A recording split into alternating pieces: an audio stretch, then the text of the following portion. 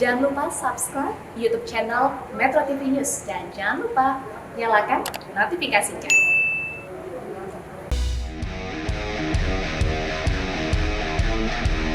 Kita tetap fokus ke pertandingan dan satu lagi tolong pertandingan hari ini habiskan dan tuntaskan yang kemenangan. Jangan jadikan pertandingan malam hari ini pertandingan yang kita sesali. Ayo,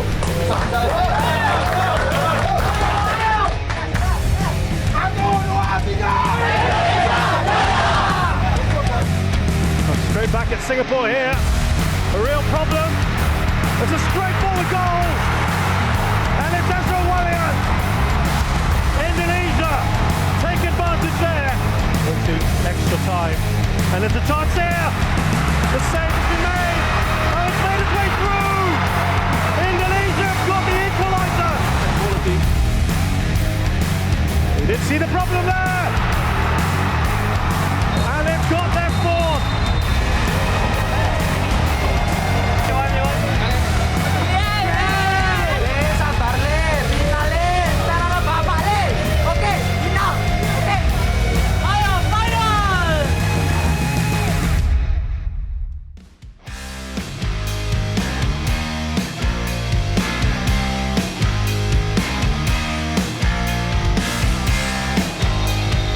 Untuk keenam kalinya, tim nasional Indonesia lolos ke final Piala AFF.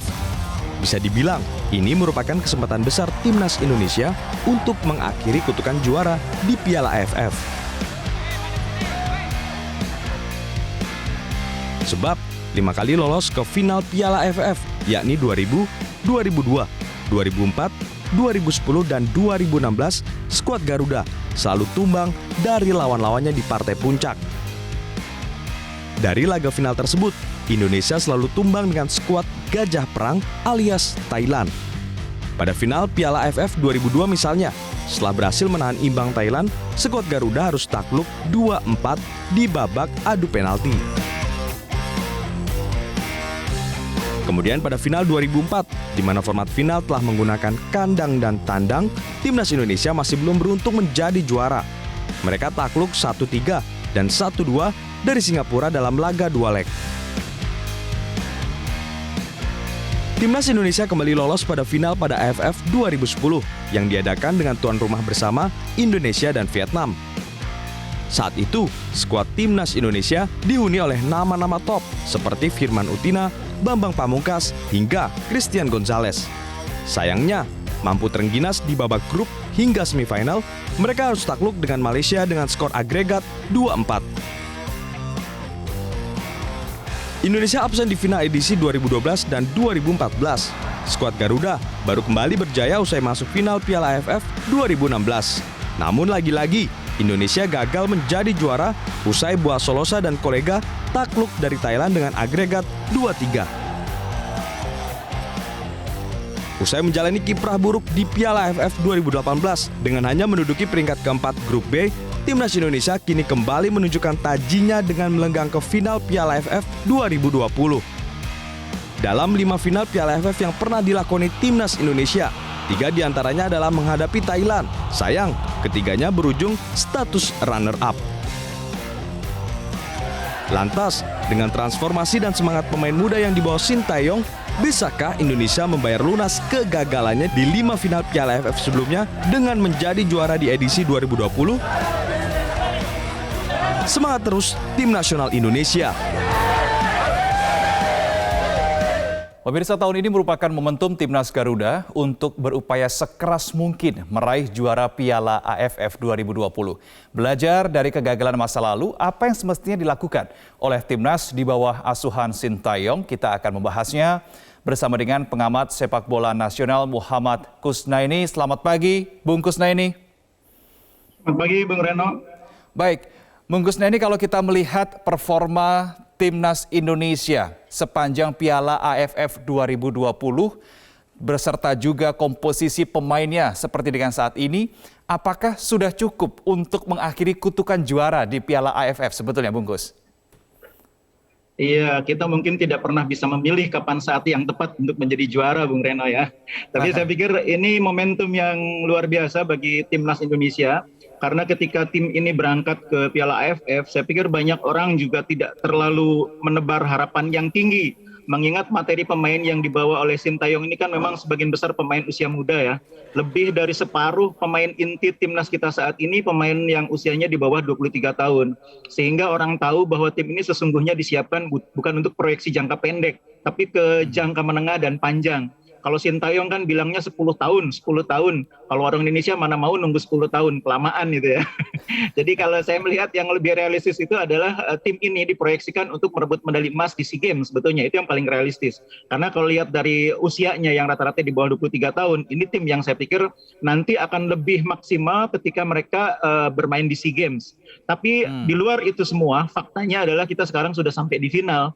Ini kesempatan bagi kita saya pikir untuk tidak menunggu terlalu lama menunggu SEA Games, tapi langsung di ajang Piala AFF ini mengakhiri kutukan seperti yang dibilang oleh Metro TV. Kalau saya lebih senang menyebutnya mengakhiri penantian panjang dengan menjadi juara di Piala AFF.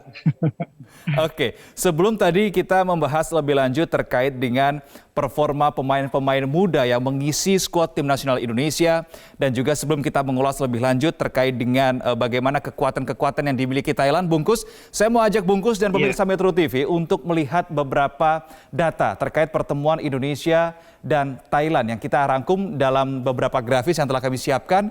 Ini adalah beberapa pertemuan terakhir Indonesia melawan Thailand, baik itu mulai dari final Piala AFF tahun 2000, kemudian tahun 2002, kemudian di turnamen Merdeka 2006, dan semifinal Piala AFF 2008. Kita menuju ke informasi berikutnya.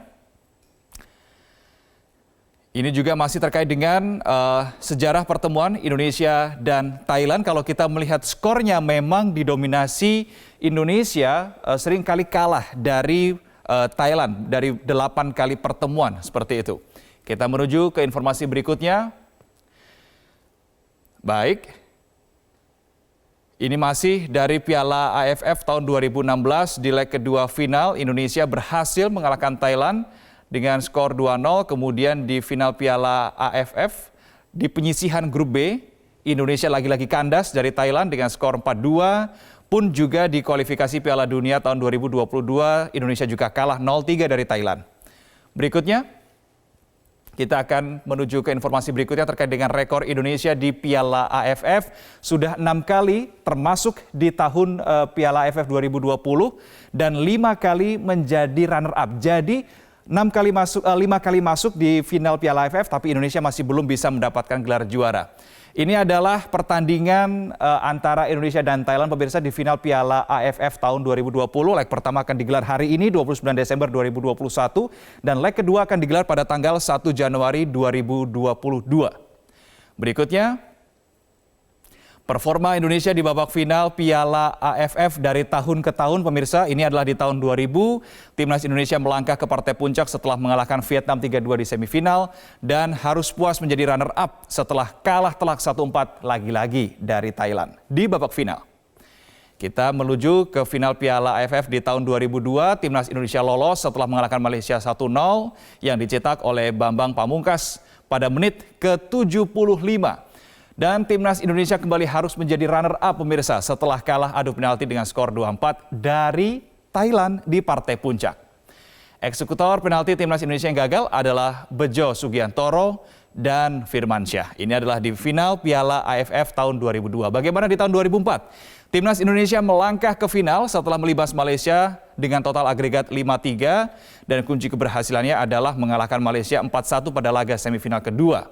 Timnas Indonesia lagi-lagi harus menjadi runner-up, pemirsa, setelah kalah agregat 2-5 kali ini dari Singapura, bukan dari Thailand.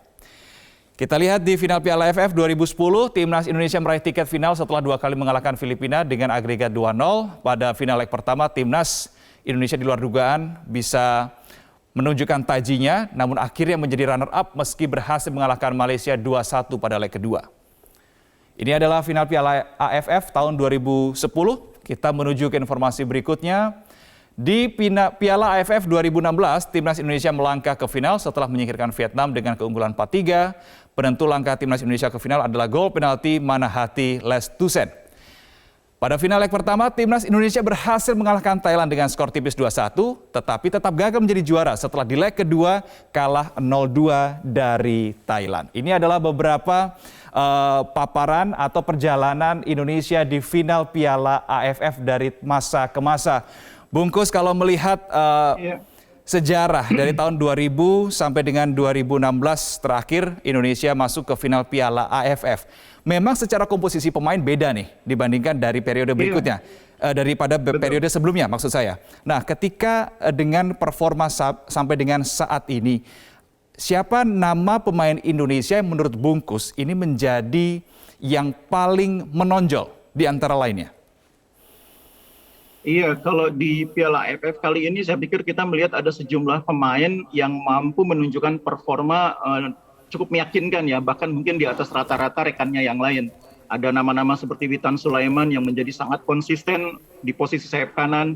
Ada nama Rahmat Irianto di lapangan tengah yang juga cukup konsisten menjadi pemain pilihan utama. Ricky Kambuaya, partnernya di lapangan tengah. Kemudian juga di belakang saya pikir beberapa nama menjadi pemain yang agak sulit digantikan oleh pemain lain saat ini seperti Fakhrudin di bek tengah, Pratama Arhan di bek kiri, di kanan apalagi Mas Asnawi Mangku Alam yang bukan saja merupakan pemain andalan, bahkan kapten kesebelasan, dan belakangan Nadeo yang meskipun terlambat bergabung, baru menyusul belakangan tapi kemudian mendapatkan tempat sebagai pemain utama di posisi penjaga gawang. Ini saya pikir pemain-pemain yang menjadi pilar atau kerangka tim, sementara yang masih belum bisa kita anggap cukup kuat posisinya adalah posisi striker, di mana Coach Sintayong masih terus mencoba beberapa alternatif. Begitu juga dengan posisi sayap kiri, beberapa alternatif dicoba, entah itu Ramai Rumakik, entah itu Irfan Jaya. Kita masih belum melihat pemain yang betul-betul mendapat kepercayaan penuh dari Coach Sintayong di posisi itu. Tapi secara keseluruhan kita sudah melihat bahwa kerangka timnya sudah terbentuk. Oke, kerangka tim sudah terbentuk, dan kalau saya mengutip beberapa statement pengamat bahwa Indonesia di Piala AFF 2020 ini memainkan strategi permainan yang sangat modern. Bungkus, kalau tadi saya menyambung statement Anda di sebelumnya bahwa mayoritas skuad timnas Indonesia ini diisi oleh pemain di bawah 23 tahun. Hal ini pun juga menjadi sorotan antara Indonesia dan Thailand. Ini berarti menunjukkan Indonesia dengan pemain dengan spirit atau tenaga yang luar biasa melawan pemain yang sudah berpengalaman di berbagai kompetisi. Bungkus, ada sorotan? Iya, kelebihan Thailand itu di situ saya pikir. Mereka punya pemain-pemain yang secara teknis maupun secara psikologis lebih matang dibanding Indonesia. Mereka, pemain-pemain Thailand ini sudah beberapa kali mencicipi final Piala AFF, bahkan beberapa kali sudah menjadi juara sejak 2016. Beberapa di antaranya masih ada di tim sekarang. Minimal ada 3 orang, ada Canatip dan sebagainya. Jadi dari segi kematangan bermain, dari segi mental, mereka sedikit di atas Indonesia. Tapi sekali lagi sepak bola itu bukan sekedar urusan mental juga, bukan sekedar urusan statistik. Sepak bola juga ditentukan oleh faktor-faktor lain. Salah satunya adalah semangat juang di lapangan. Nah, kelebihan kita saya pikir di situ. Pemain-pemain kita memiliki semangat juang yang sudah mereka buktikan di beberapa laga, ketika melawan Vietnam di fase grup, ketika melawan Singapura di 2 leg, terutama leg kedua yang sangat dramatis. Mereka punya kelebihan semangat juang, semangat bertanding yang membuat mereka menjadi tim yang pada saat situasi sulit sekalipun masih punya harapan untuk paling tidak untuk tidak kalah begitu saja. Dan ini saya pikir modal yang harus kita maksimalkan, yang harus dimanfaatkan oleh pelatih untuk membangun strategi yang tepat menghadapi lawan yang lebih berpengalaman. Oke, baik. Bungkus, sepanjang Piala AFF 2020 Thailand baru kebobolan 1 gol saja. Nah, ini menandakan bahwa pertahanan dari Thailand, kemudian kualitas penjaga gawang ini juga tidak bisa dianggap remeh. Apa yang harus dilakukan oleh timnas Indonesia untuk bisa menjebol pertahanan dan gawang dari Thailand di final Piala AFF 2020? Iya, yang pertama kita harus memahami bahwa final ini tidak sekali ya, final ini 2 kali. Jadi jangan sampai pertandingan pertama selesai, kita memasuki pertandingan kedua dengan kondisi sudah tipis harapannya. Kita harus memastikan pertandingan pertama itu menjadi fondasi untuk masuk ke laga kedua. Itu yang paling penting. Strategi yang dibangun oleh pelatih juga minimal harus seperti itu. Akhiri pertandingan pertama dengan peluang untuk menang, untuk menjadi juara tetap hidup di leg kedua. Nah, bukan berarti kita harus parkir bus, bukan berarti seperti itu ya. Kita tetap harus mencoba memainkan strategi permainan yang normal di leg pertama, dengan harapan kita bisa mencuri kesempatan mencetak gol, dengan harapan kita bisa memenangkan pertandingan, tapi paling tidak jangan sampai kalah, sehingga di leg kedua ketika kulminasi perjuangan itu mencapai puncaknya, kita tetap punya peluang untuk juara, dan disitulah saya pikir semangat juang akan punya peran penting. Makanya kalau saya sebagai pengamat, saya melihat leg pertama ini bukan yang paling utama menurut saya. Ini batu pijakan untuk leg kedua. Sintayong saya pikir harus memastikan di laga pertama ini kita tidak mengakhirinya dengan posisi tipis harapan untuk juara, tapi tetap memastikan bahwa di laga kedua peluang kita masih besar untuk memenangkan pertandingan dan menjadi juara. Itu kuncinya. Nah, menghadapi tim seperti Thailand yang saya bilang tadi secara emosional, secara permainan lebih matang, kita tidak boleh terpancing. Kita tidak boleh didikte permainan oleh mereka. Kita tetap harus bermain dengan cara kita. Hanya saja kita harus lebih hati-hati. Kurangi kesalahan, kurangi pelanggaran yang bisa berakibat kita mendapatkan hukuman tendangan bebas, yang kita bisa berakibat kita mendapatkan tendangan berbahaya di area yang dekat kotak penalti kita. Karena beberapa pertandingan kita terlihat agak sulit mengatasi problem bola mati ini. Jadi kurangi kesalahan, kurangi pelanggaran. Baik, Bungkus, kalau secara statistik, kalau kita melihat perbandingan antara Indonesia dan Thailand, ada beberapa nama pemain yang saya catat di sini bahwa ada Irfan Jaya dari Indonesia dan Terasil Dangda dari Thailand sebagai top skorernya, kemudian ada Witan Sulaiman dan Narubadin Wirawat Nodom, top assist Indonesia Thailand. Terkait 4 nama pemain ini, Bungkus, apa yang menjadi catatan Anda terkait head to head 4 pemain ini? Iya, yang menarik adalah Irfan Jaya meskipun menjadi mesin gol Indonesia, sebetulnya bukan pemain yang selalu dimainkan sejak awal. Ini sebetulnya cukup menarik karena ini akan membuat strategi Thailand juga agak sedikit kebingungan ya. Mereka mewaspadai Irfan, tapi faktanya yang main bukan Irfan. Itu keuntungan kita. Karena justru yang paling konsisten dimainkan adalah Witan ya. Bahkan di beberapa pertandingan Irfan ini bermain sebagai pengganti. Ada Ramai Rumakik yang lebih dulu dimainkan.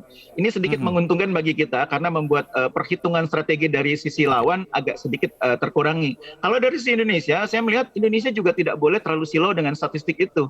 Terasil memang mesin gol Thailand saat ini. Tapi menurut saya yang paling berbahaya itu sebetulnya bukan Terasilnya, tapi barisan lapangan tengah Thailand. Menurut saya ini yang paling berbahaya lapangan tengah Thailand. Ada Chanatip di sana, ada Sarak Yuyen, pemain-pemain yang menurut saya punya kemampuan mengontrol pertandingan, punya kemampuan mendikte permainan lawan, dan pada akhirnya memaksakan ritme permainan dikendalikan oleh mereka. Nah, Indonesia kuncinya harus bisa mengimbangi lini tengah Thailand. Makanya saya pikir penting sekali Rahmat Irianto, Ricky Kambuaya bermain optimal di leg pertama ini maupun di leg kedua nanti, supaya lapangan tengah tidak dominan dikuasai oleh Thailand.